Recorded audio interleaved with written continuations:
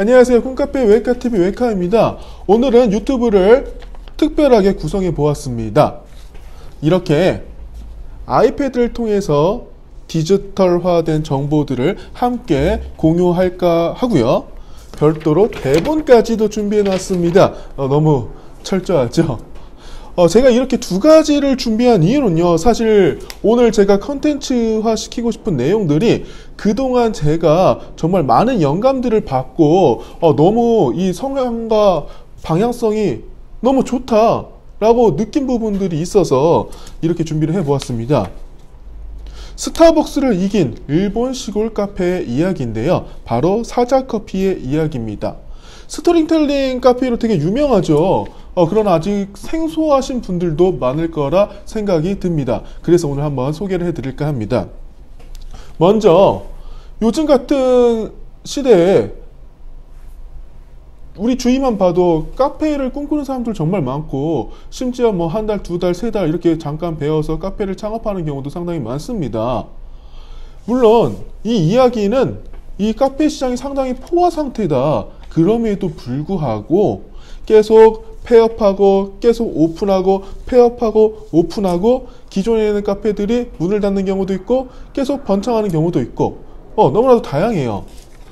비록 진입장벽이 낮은 커피 업종이긴 하지만 내가 사전 준비를 정말 철저히 하고 나만의 이미지를 브랜드화 시킬 수 있다라고 하면은 저는 단연코 성공할 가능성이 있다라고 사료됩니다. 물론 저도 성공이라는 단어를 쓰기에는 사실상은 되게 부담스러운 단어인 것 같고요. 성공이라기보다는 제 행복감을 찾아서 한 걸음 한 걸음 잘 찾아가고 있다. 저는 그렇게 저를 표현하고 싶습니다. 이 카페라는 공간을 통해서 단순하게 생계 유지와 어떠한 그동안 꿈꿔왔던 그런 생각들을 막연하게 행한다고 그게 행복과 직결되는 문제는 아니거든요. 이 공간을 통해서 제가 얼마만큼 발전하고 얼마만큼 행하고 계획한 것들을 이루면서 성취감을 얻는 것이 정말 보람차고 행복과 직결되는 부분이라고 저는 생각을 합니다. 이런 요즘 같은 개인 카페가 사실 뭐 되게 커피의 대기업인 뭐 스타벅스 뭐 이런 곳과 비교하면은 비교가 안 되죠. 어떠한 메리트를 갖고 있지 않는다고 하면요. 그런데 일본에서 50년 이상을 버텨온 일본의 시골 카페가 있었고요. 심지어 이 지역에서는 스타벅스를 능가하는 카페입니다. 저는 그 경영 철학에 대해서 한번 지금 여러분들과 함께 소통해 보고자 합니다. 1969년 일본의 인구 15만 6천 명 정도의 작은 도시인 아라비카현, 여기는 상당히 일본에서도 작은 시골인데요. 처음에 7평으로 시작한 이 사자커피는 지금 전국 12개 지점으로 퍼져나가서 일본을 대표하는 커피 회사로 자리매김을 했습니다. 사실 이렇게 어느 한 시골 지방의 7평 남짓한 작은 평수로 시작했다는 것이 상당히 우리들의 마음을 떨리게 합니다. 성공 전략을 총 4가지로 정리를 해보았습니다. 오늘 제가 이야기 드리는 부분은 DBR 266호에 소개된 내용을 요약한 것들을 토대로 제가 자료조사를 하면서 이야기를 드리는 겁니다. 첫 번째, 사자커피의 성공 전략은 스스로를 설득하자. 이 이야기가 뭐냐면요. 여기서 이야기를 한번 드려볼게요. 먼저 사자커피 회장인 스즈키 요시오는 영화 마케터였다고 합니다. 그래서 일찌감치 영화가 아무리 좋다 하더라도 그 안에 화제성이 없으면 손님이 오지 않는다라는 걸 몸소 깨달았다고 해요. 그래서 스토리텔링이 정말 중요하고 절제절명의 과제였다고 합니다. 이런 그는 창업자의 경영 철학이 제대로 반영되기 위해서 스스로를 설득하기 위해 상당히 노력했다고 해요. 즉 이것이 무슨 말이냐면요. 내가 처음 이 카페를 시작을 하고 싶어 했을 때 어떠한 로고로, 어떠한 이미지로, 어떠한 단어로, 어떠한 카페명으로, 어떠한 시스템이었고, 어떠한 철학을 담고 이 모든 것 하나하나가 나의 생각들을 오랜 시간 동안 정리를 하는데 의미를 두었고 정말 신중의 기여를 통해서 나왔다는 얘기입니다. 사실 요즘같이 이렇게 카페가 많은 시장에 일주일 만에, 2, 3일 만에 카페명이 딱 나와버리고 며칠 만에 로고도 이렇게 나와버리고 그냥 어디 맡기고 그냥 나오고 아니면 알아서 이렇게 뭐 해서 금방 나와요. 물론 이게 나쁘다라는 건 아니에요. 그러나 우리가 장기적으로 어떠한 일을 했을 때 나만의 브랜드를 가치 있게 꾸려가기 위해서는 단순한 생각보다는 조금 더 깊이 있는 나만의 정체된 생각들을 부여해야만 합니다. 그래서 첫 번째는 스스로를 설득하자. 이 카페를 운영하기 있어 한 가지 모두 다 내 자신의 생각들이 가치가 담겨 있어야 한다는 것입니다. 심지어 사자커피의 뜻은 이런 부분들을 내포하고 있대요. 자, 앉아서 차라도 한잔 하고 가시죠. 그래서 사자커피에는 심지어 시계가 없다고 합니다. 두 번째 성공 전략은 차 한 잔의 여유 속 숨겨진 고가 전략입니다. 사실 요즘 같은 경우에 이 커피값 너무 비싼 거 아니냐, 핸드드립 너무 비싸다, 이런 의견들이 일반인들 사이에서 많이 나와요. 물론 맞아요. 그러나 커피를 배우셨다라고 하면 그 생각이 조금은 달라질 수도 있을 것 같아요. 한 잔의 커피를 손님에게 제공하기 위해서 얼마나 많은 노력과 얼마나 많은 정성과 얼마나 많은 나라로부터 다양한 사람들의 정성이 담겨져 있다는 걸 알 수 있기 때문입니다. 그러나 요즘 같은 시대에 스타벅스가 내 카페 옆에 있는데 내 가격을 스타벅스보다 높게 받는다? 생각만 해도 사실 순탄치 않을 거라는 생각이 드는데요. 이 사자커피는 실질적으로 스타벅스보다도 더 비싼 금액대로 판매를 하고 있다는 것입니다. 심지어 스타벅스는 드립커피를 280엔에 마신다고 여기 나와 있는데요. 근데 이곳은 잔당 600, 700엔도 가능하다고 하네요. 요시오 회장은 이 시장을 노렸다고 해요. 사자커피는 스스로를 제4의 물결이라고 창조하고 있다고 말을 합니다. 먼저 첫 번째 물결은 예전에 인스턴트 커피 시장이었다고 하고, 두 번째 시장을 프랜차이즈 형태의 그런 에스프레소 매장이라고 하면은, 세 번째 매장은 늘 강조하고 있는, 제가 강조했던 스페셜티 커피 시장이다. 집에 이제 핸드드립을 하는 그런 스페셜티 커피로 넘어왔다. 근데 여기서는 사자커피는 제4의 물결을 바로 이런 특별한 핸드드립의 형태가 집에서도 이루어질 수 있다 라는 것들을 칭하고 있습니다. 다소 제3의 물결도 시작되는 현재 이 상황에서 제4의 물결은 다소 이른감이 있지만, 그럼에도 불구하고 새로운 시장을 창출하려고 머리를 쥐어뜯으며 컨셉을 개발하는 모습이 역시 전직 마케터답군요. 성공 전략 세 번째를 소개해볼까 합니다. 커피의 맛에도 스토리를 닮았다. 커피의 맛에도 스토리를 담았다. 이것은요, 오래 커피를 공부한 사람과 단순하게 정말 빠른 시일 안에 카페를 창조하고 빨리 만들어야지 하는 사람들과의 경쟁력의 차이로 나타날 수 있어요.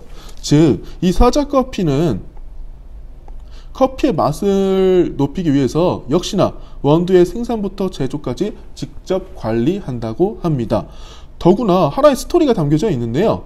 요시오 회장은 도쿠가와 쇼군 커피를 기획했다고 해요.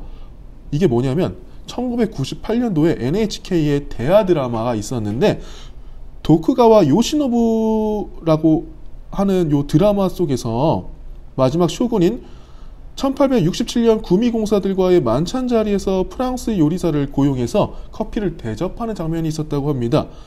여기서 아이디어를 착안해서 직접 요시노부는 아니지만 요시노부의 증손자인 요시도모를 섭외해가지고 직접 커피를 대접하는 것들을 연출했다고 해요. 스토리를 만들어낼 때 이런 진정성이 중요하다고 합니다. 진정성이 뭘까요? 단순하게 무언가를 새로운 것을 개발했으니까 이제 홍보해야지, 이런 생각들의 시작점은 사실 그 안에 잠재되어 있던 나의 가치관이 담겨져 있어야 되고 나의 진정성이 담겨져 있다는 겁니다. 그 진정성이라는 것은 바로 내가 정말 이것을 판매할 때 자신 있게 팔 수 있어야 돼요. 내 노력이 들어가 있고 난 이 정도의 값어치가 있다라는 그런 확신이 있어야 된다는 것입니다. 커피 한 잔을 팔더라도 얼마를 남기지? 얼마의 마진을 남기지? 이 정도면 될까? 이거 이전에 내가 이 커피 한 잔을 비싸게 팔든 저렴하게 팔던, 나는 이 커피에서 이 정도의 열정과 이 정도의 신념을 담았기 때문에 저는 이 정도를 받아야 될 것 같다 라는 생각이 있으면 그 이상을 받아도 돼요. 중요한 건 그 안에 얼마만큼 만드는 과정과 준비하는 과정들의 진정성이 있어야 된다는 것입니다. 그 진정성들은 소비자가 느끼게 될 것입니다. 성공 전략 네 번째는 집중 출점 전략으로 브랜드를 히스토리를 만들어라. 사실 저 이거 되게 공감해요. 저희 이미지웨카도 사실 아까 성공 전략 첫 번째도 말했지만 로고부터 이미지웨카라는 브랜드가 탄생하기까지에는 창업 노트 3권이 만들었어요. 그 안에 하나하나 적어가면서 저는 2년이 좀 넘는 시간들을 투자했던 것 같고요. 단순하게 제가 이틀 생각해서 나오는 게 아니라 정말 2년이라는 시간 동안 얼마나 많은 생각들을 했겠습니까? 그 중에서도 집중 출점 전략, 제가 많은 수강생들을 가르치면서 그분들이 카페를 창업하게 됐고 저와 같이 이 커피 시장을 같이 윈윈하는 구조를 만들기 원했어요. 저는 선생님과 제자의 입장, 그리고 더 나아가서 그들을 끌고 가고, 물론 협력 카페라는 명칭을 달고 동등한 입장이긴 하겠으나 그분들을 끌고 가길 원했어요. 그래서 저는 방영 제가 거주하고 있는 이 수원이라는 지역에서 15km가 넘어가는 곳과는 제휴를 받지 않아요.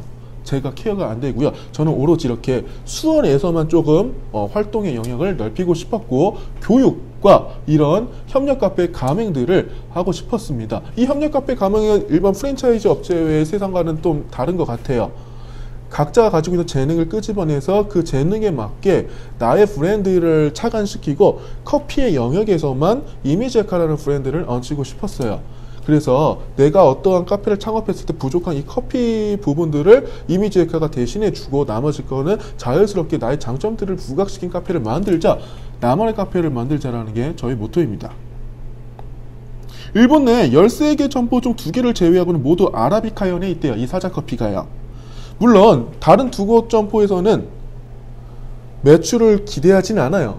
어떠한 또 스토리가 있었기 때문에 그쪽에도 뭐 점포가 들어가 있었을 거라고 추측이 되는데요. 우리나라와 같은 경우에는 저도 뭐 몇 달 전에 갔다 왔지만 군산에서의 이성당, 뭐 대전에서의 성심당, 이런 거 같은 포지셔닝으로 자리를 잡고 있는 것 같습니다. 저도 그래서 이미지가 앞으로 나아갈 방향성은 이렇게 수원이라는 이 지역 안에서는 만큼은 커피가 정말 맛있고 되게 교육적으로 강한 면모를 띠고 있는 그런 카페가 되길 원합니다. 물론 이러한 것들은 하나하나가 여러가지 복합적으로 엮여서 이 스타벅스라는 대기업과도 경쟁할 수 있는 어떠한 품질은 기본이 돼야 될 거고요. 더불어서 스토리가 덧붙여져야 된다는 겁니다. 이런 점에서 사자커피는 우리에게 상당히 좋은 교훈을 주고 있는 것 같습니다. 만약 제가 드리는 이 사자커피에 대해서 조금 더 관심이 있고 공부하기 원한다고 하면은 책 한 권을 추천해 드릴게요. 그 책은 바로 시골 카페에서 경영을 찾다라는 책입니다. 이 책은 일본 시골 작은 마을을 명소로 만들어 버린 사자커피의 이야기가 담겨져 있습니다. 간단하게 좀 더 소개를 핵심만 말씀드리면 치열한 카페 업종에서 50년 동안 생존할 수 있었던 그 비밀들을 소개한다고 하고요. 스타벅스와 다양한 그 경쟁 상대를 제끼고 일본에서 그 지역에서만큼은 가장 사랑한 카페, 물론 지금 사자커피 하면 일본이 상당히 유명하지만요, 그런 치열한 카페 업종에서 생존할 수 있었던 그 비밀을 같이 공유할 수 있을 것 같고요. 오너의 고집을 철학으로, 아이디어를 가치로 만든 사자커피의 브랜딩 전략. 위치가 안 좋아도 가격이 비싸도 고객이 오는 이유는 결국 스토리다. 이 스토리에 대한 이야기를 담고 있습니다. 특별 부록으로 사자커피가 직접 답하다 오래가는 가게의 비밀도 있다고 하니까 이 책 한 권씩 읽어보는 것도 상당히 좋을 것 같습니다. 마지막으로 제가 드리고 싶은 말씀은요, 제가 많은 수강생들이 카페 창업을 하고 나서 지켜본 결과 딜레마에 빠지는 경우가 있어요. 그 딜레마가 뭐냐면 당장의 매출에는 도움이 안 된다고 하면 하질 않아요. 장기적인 관점에서 내 카페의 가치를 키워나가고 그걸 기반으로 좀 더 다양한 영역들에서 활동들을 해야 좀 더 안정적인 매출 구조와 좀 더 나의 가치를 알릴 수 있는데, 단기적인 부분들만 봅니다. 당장 내 주머니에서 나가는 돈이 최대한 적어야 될 거, 들어온 돈은 많아야 될 것 같고, 장기적으로 투자해야 될 때는 여력을 두지 않고 생각을 두지 않고 오로지 준비 과정이 짧았기 때문에 지금 카페 창업하는 것만도 정신이 없는 거예요. 경험이 무지하기 때문에 너무 부족해요. 지원해 줄 사람을 찾아야 되는데 한계가 있어요. 그렇다는 겁니다.